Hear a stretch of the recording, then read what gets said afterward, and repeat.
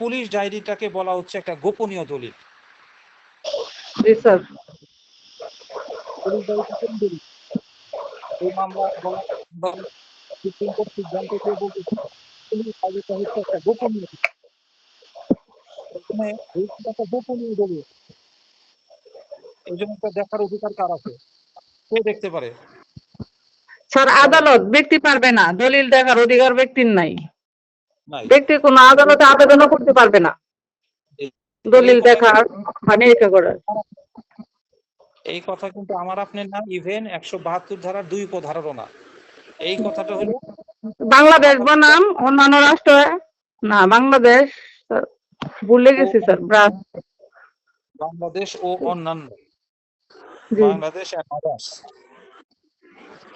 বনাম blast. Sir 4 ঘন্টা যাবত কারেন্ট ছিল না, এই জন্য ক্লাসটা করতে পারিনি আজকে।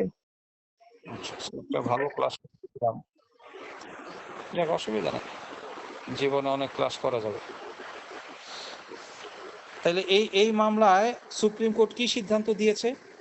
যে পুলিশ ডায়েরি যেহেতু একটা গোপনীয় দলিল, সেহেতু এটা আদালত তলব করতে পারে, চাইতে পারে, দেখতে পারে, কিন্তু কোনো আসামি পারবে না। আর একটা মামলা নেন, এই মামলায় কি বলছে দেখেন। এটা হলো বাংলাদেশ বনাম ডক্টর শামিমা সুলতানা রিতা, আমার ছোট খালার নাম রিতা। বাংলাদেশ বনাম